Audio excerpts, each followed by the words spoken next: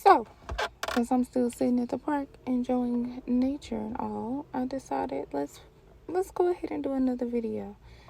Also, each description of each archetype is listed in each video, okay? Let's go.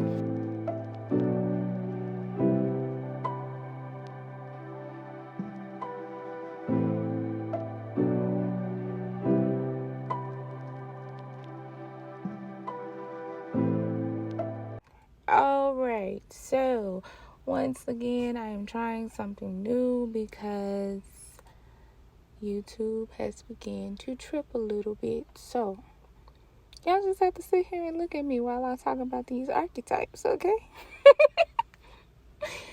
Alright, so we have already talked about the archetype of sabotaging. Okay, so we're not going to go back over that.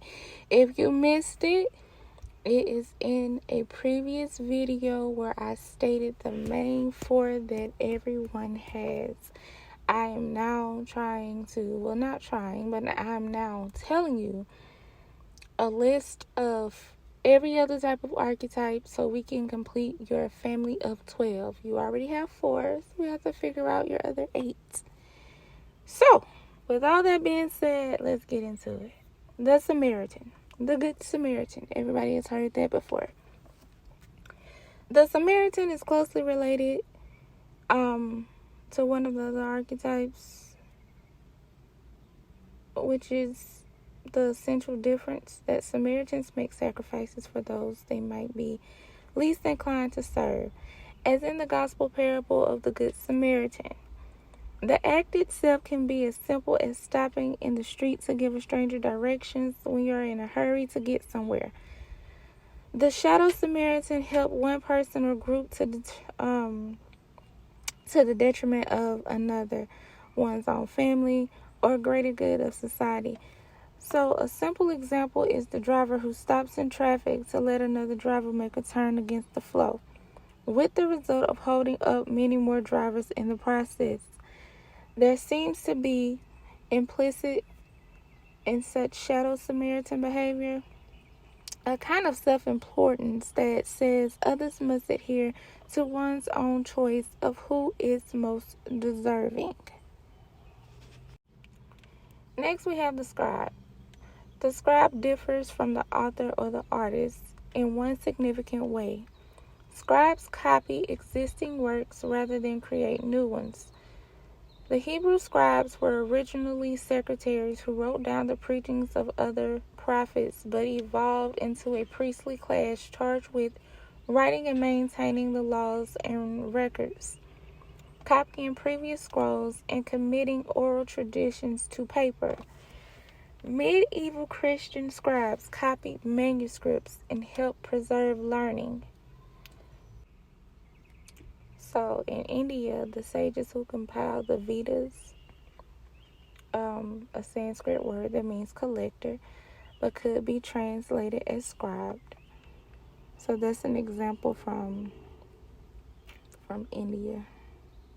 Anyway, we can expand the definition to cover modern journalists who also record the existing knowledge and information of their day and uncover secrets, or investigative reporters. And we would also have to include the largely anonymous of copiers who are busy uploading everything imaginable onto the internet in hope of preserving it by distributing it to millions.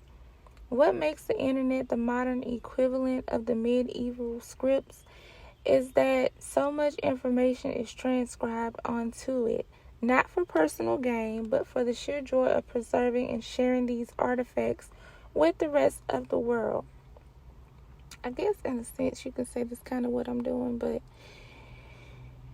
anyway, the shadow aspect of the scribe can manifest in altering facts, plagiarizing, or selling information that belongs to others, which is what I'm not doing, YouTube. Moving on, we have the Seeker. This archetype refers to one who searches on a path that may begin with earthly curiosity, but has its core the search for God and or enlightenment. Unlike the mystic, which has the divine as its sole focus, the seeker is in search of wisdom and truth wherever it is to be found. The shadow side of this archetype is the lost soul, which is so many people. Someone on an aimless journey without direction, that's ungrounded, that's disconnected from goals and others. The shadow emerges when the seeker becomes infatuated, y'all, with the trappings of a certain practice or guru, but never actually change their underlying egocentricity. Next, we have the servant. We all serve someone or something. Not my voice leaving. We all serve someone or something. Because the spiritual path is essentially one of service to others, anyone can relate to this archetype. The servant engages aspects of our psyche that cause us to make ourselves available to others for the benefit and enhancement of their lives. This task can be done in a healthy manner only if the servant is simultaneously able to be of service to the self. You cannot serve someone else if you cannot serve self. Without the strength to maintain your own well-being, the servant becomes consumed by the needs of those around you and loses all focus of the value of your own life. From a mundane perspective, the servant is associated with money because servants are hired help. This aspect is witnessed within the psyche of the indentured servant, which is a person who sees himself bound by conditions of the service that are not of his choosing or preference because of an inability to, quote unquote, buy his freedom, or symbolically coming into his own power. Therefore, the core challenge with this particular archetype is making choices that serve your highest potential. If this describes a substantial personal issue for you, then consider this archetype as a possibility for your own chart. Next, we have the shapeshifter, the spell caster, etc. This archetype has long been known to shamans of the American Indian and other native traditions for having the ability to change appearances for a variety of reasons. The shapeshifter can navigate through different levels of consciousness, both dream and waking states, and the astral plane. Somewhat related to the trickster, it is more flexible and less tied to a specific goal. The shadow aspect emphasizes instability and lack of conviction, as can be seen in any number of modern-day politicians who reinvent themselves to appeal to the latest popular trend.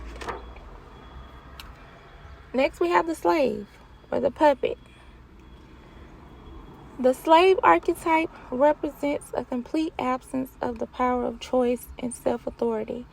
Yet it is precisely the absence of willpower that gives the slave its potential for personal transformation. The ultimate spiritual task is to surrender one's will to the divine, in effect, to become a divine slave. The goal in many monastic practices is to release one's individual power of choice and become subject to the will of a spiritual mentor. So trusting that individual to have your best interest at heart.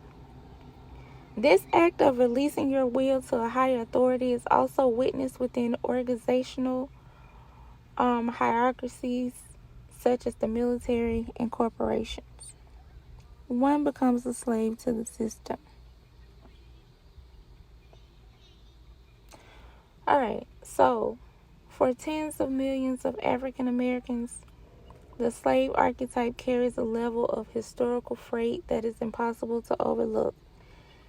If slavery is a part of your genetic history, you need to take a close look at the possible presence of the slave archetype in your intimate family.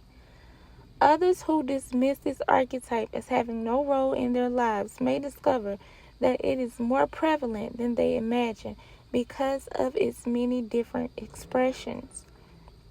We don't think of a soldier armed with weapons as a slave, yet following orders unconditionally in an aspect of the slave, especially when these orders personally violate your integrity. The puppet, for instance, may be manipulated by others, regardless of how this archetype manifests. However, its core learning is to understand the paradoxical truth that you are only truly free when you have surrendered all power of choice to the divine. I need to say that again. Its core learning is to understand the truth, the paradoxical truth, that you are only truly free when you have surrendered all power of choice to the divine. Okay? Woo, that's thick. Next, we have Storyteller. The classical storyteller archetype relays wisdom and foolishness, mistakes and success, facts and fiction, and tales of love and the impossible on a plane that is often exaggerated beyond ordinary life. Love is greater, power is more daring, successes are more astonishing, foolishness is more obvious, so on and so forth. We have an archetypal need to be spoken to through stories because they bring us into contact with our inner being. We are, in fact, storytellers by nature. Those who have this archetype find that storytellers' voice and the methods are essential to their way of communicating and perceiving the world. Some teachers are also connected with the storyteller archetype, but not all storytellers are teachers. Not all writers are storytellers, but authors of fiction must be. A storyteller communicates not just facts, but also a metaphoric learning or experience. Storytellers abound in any walk of life, not just among professional writers. The tradition of the minstrel reveals how essential the storyteller's role was in medieval culture because they were expected to tell stories and sing stories as a way of entertaining a group, as well as passing on news of the day. So the shadow storyteller is in extreme a liar, and in moderation an exaggerator. The temptation always exists to misuse the skill of storytelling to your own advantage when sharing information. The shadow aspect manifests when we can't resist making up a story to conceal something we don't want to be truthful about. But the universal appeal of storytelling throughout history suggests some deeper connection of this archetype with the human soul. The oldest written works we possess, from the Bible to the Odyssey, use storytelling to make their points. Maybe it's simply a reflection of the sense that each of our lives is a story worth telling, or a desire to impose order on what sometimes seems like a chaotic and random universe. Take that how you want to take it. But that's what it is. Alright, next we have the student.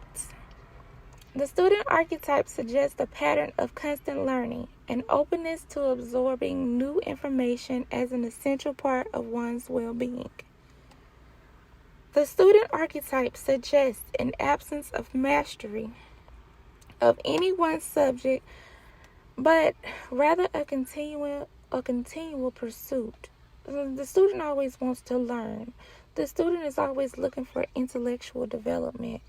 The student is not wanting to just stop at one thing. Like, they want to master one thing, apply that, and go on to something else. Within the spiritual aspect, the student, the disciple, devotee, and the follower imply that one has found a source of teaching, such as a guru or spiritual master, who becomes the instructor and spirit guide. The shadow student usually manifests with the shadow teacher or mentor, learning all the tools of the wrong trade or misusing knowledge learned. The shadow can also show up as the eternal student who never embarks on the sea of life, but manages to find new reasons to continue being schooled without ever putting their knowledge to the test.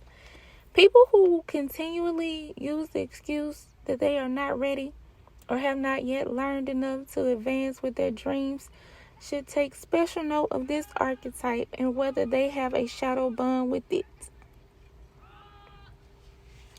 Now, I'm going to do 2 more because, y'all, we are almost done. I don't know. I might just finish. I don't know. Let's move on to the thief. The thief is thought of as a nocturnal, hooded figure who slips silently into places and take what he wants. In the hierarchy of thievery, the most respected is the jewel thief, associated with glamour, class, and sophistication. The good thief steals on behalf of others, like the case of Robin Hood. He appears to be relieved of all wrongdoings because of his benevolent motive to be of service to others, but often that is just a rationalization. The bank thief maintains a degree of respect because the target is corporate and impersonal, and the implications is that that thief has an intelligent and strategic mind. Y'all, pause, because I heard about a bank thief today, and when I tell you it took me out because it gave me Barbershop the movie all over again. So the fact that I'm on this one today is quite interesting. Moving on, the street thief and the pickpocketer, on the other hand, they rank lowest because they rob ordinary individuals and their methods yield small gain. Symbolically, theft can take many forms, including plagiarism and stealing ideas and even affection. Taking what is not yours because you lack the ability to provide for yourself implies that you need to learn self-respect. I wish y'all could see me over here moving my head. Like, stop taking stuff that's not yours. Because you lack the ability to provide for yourself and have self-respect. Me and this thief today, I have stories. I could just go on and on and on because I know so many in so many forms. This archetype prods you to learn to generate power from within. As with so many archetypes that initially strike you as completely unrelated to who you are, this archetype should be evaluated from its symbolic meaning, okay? You may have never stolen one thing at a physical level, but you also need to take into consideration your emotional and your intellectual arenas. Let's go on. Let's move forward. Let's keep going. I just can't get over this bank robbery that I heard about today.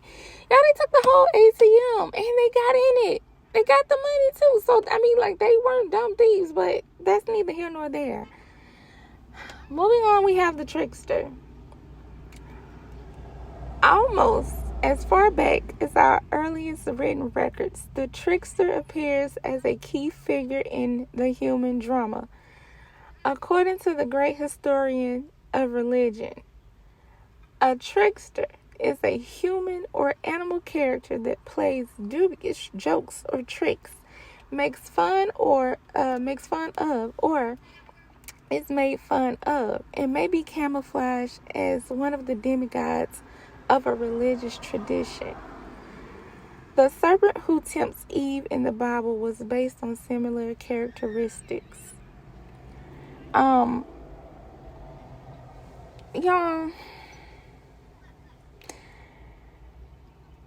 the serpent tricks humanity out of the gift of immortality and assumes it for itself.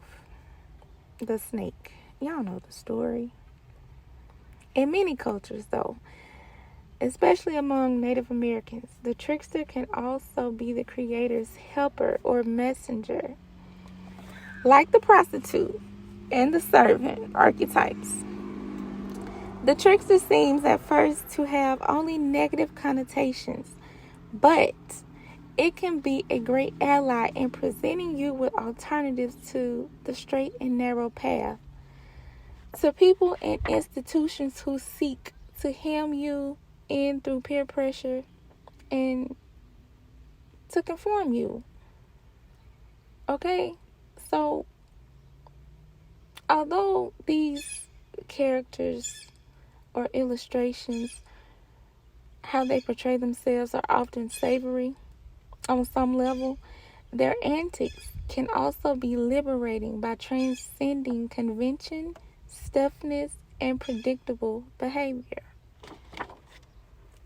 Next, we have the vampire. Okay? The vampire is a mythic creature associated with both blood-sucking and eroticism. Vampires require blood, which they get by biting the necks of their victims during a nocturnal visit. The female victim has been portrayed in all circumstances of wanting to repel the vampire while at the same time welcoming the erotic nature of the connection. This is giving me Twilight. The vampire returns every evening to his source of life until there is no more to be had. The parallels between human lust and vampire bloodlust are rich. As the vampire satisfies his thirst for blood, his host grows increasingly helpless and submissive, eventually being drained of any capacity of self-protection. Symbolically, this relationship speaks of the power dynamics that frequently drive male-female relationships, in which the male drains the power of the female for his own physical appearance or survival. And once bitten, the female submits, even though this will eventually take all of her power. And think of it more, don't think of it just physically. Like, think of it as, let me see. Okay, because they wanna go deeper with it. So yes, it could be physical, but also think of it as spiritual. Think of it as both planes, okay? Beyond the sexual level, we sometimes form psychic attachments to others because we desire their energy. I know y'all have heard of energy vampires. If you haven't, something is wrong because they do exist. A desire that manifests through a need for approval, a need to have the other take care of our survival, and a fear of being abandoned. What has been defined as a codependent relationship could easily fall under the vampire template. You may find it hard to identify yourself as a vampire, yet it is essential to review this archetype personally. Patterns of behavior, such as chronic complaining, overdependency, holding on to a relationship either emotionally or physically, psychologically, long after it has ended. Child, that's vampire energy, okay? And even chronic power struggles are all indicators of vampire patterns. Holding on to someone at the psychic level is as real as holding on to them at a physical level. Interest in the vampire archetype has emerged through the literacy and entertainment fields. It may well be that the archetypal opening of humanity's psyche during these past 5 decades has resurrected the vampire, empowering it with the force on the psychic plane, of consciousness that was not engaged prior to this time. That's the vampire. Next, we have the victim. I've already discussed the victim. It is in a previous video.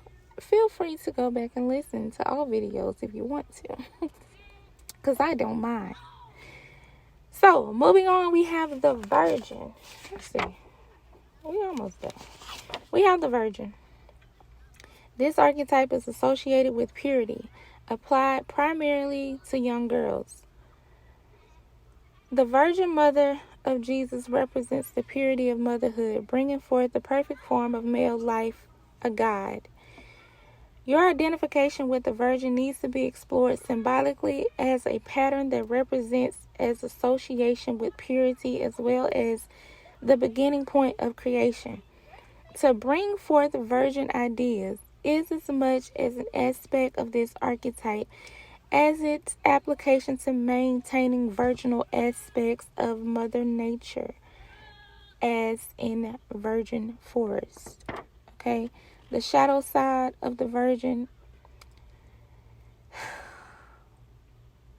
is the disgust with or fearing genuine sensuality, resisting sex, not to save one's energy for other endeavors, but because it seems inherently repellent. It's not a virtue, but a denial of essential aspect of one's self. Celibate monks or nuns ideally learn to channel their sexual energy rather than merely repressing it. Y'all, they say so. I have so much that I want to say to that, though. All right, just pay attention. Just pay attention when you're going through these archetypes.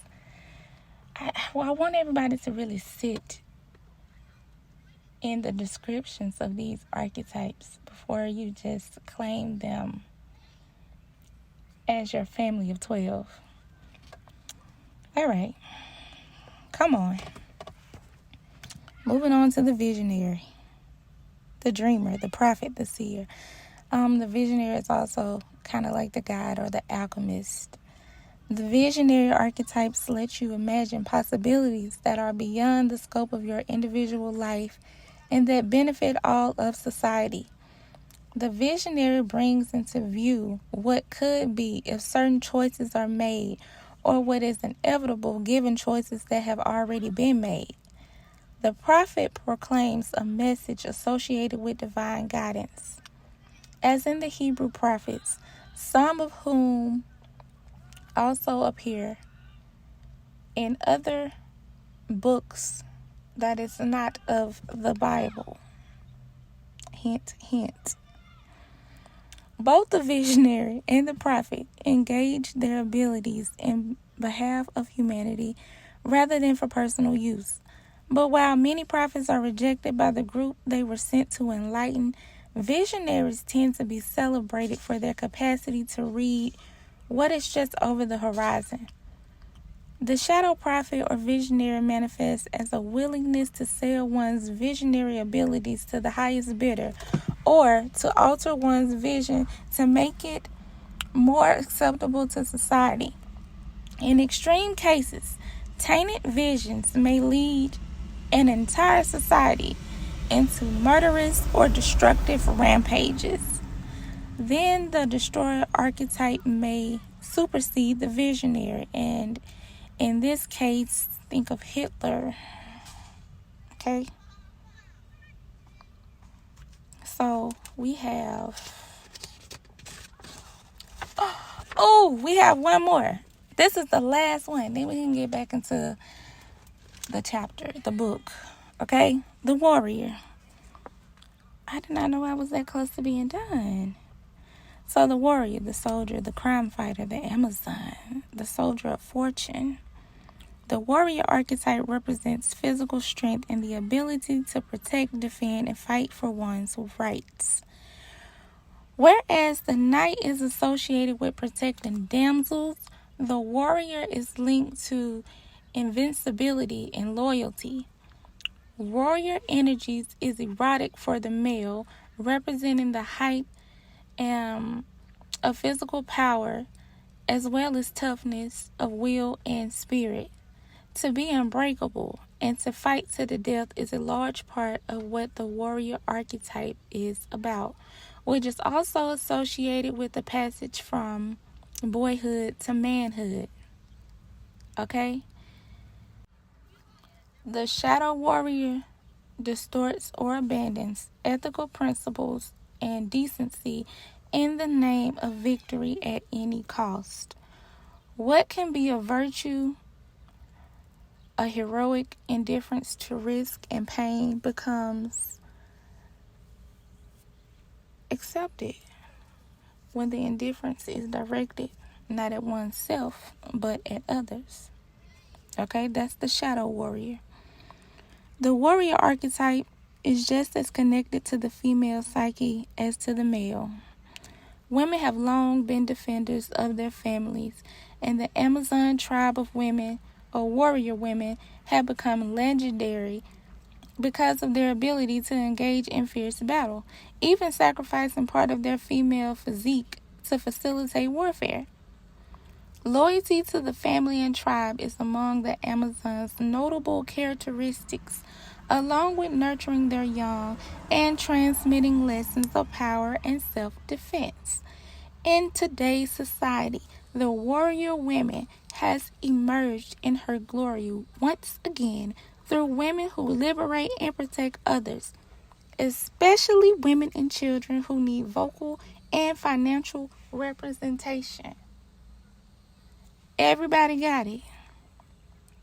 Everybody got it.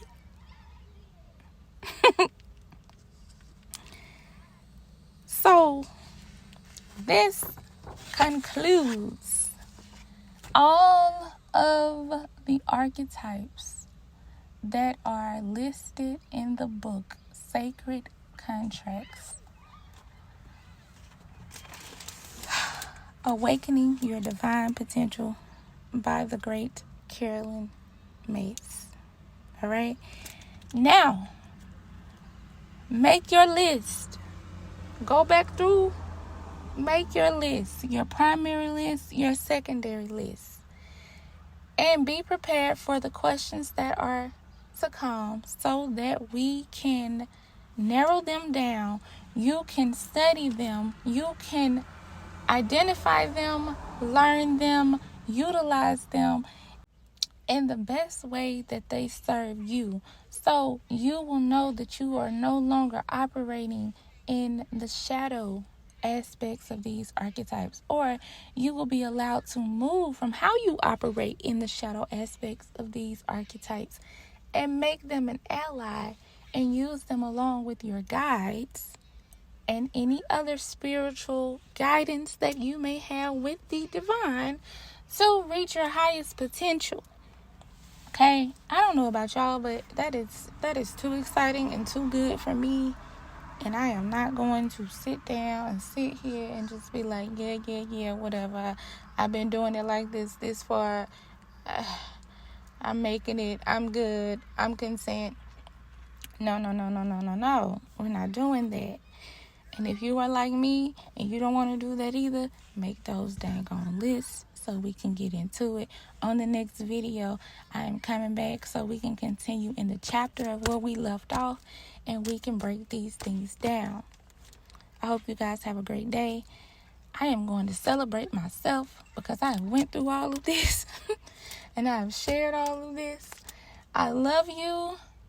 Stay well, stay blessed, stay hydrated because it is too hot to be passing out. Okay? Stay at peace. Keep your peace no matter what. Until next time, ciao.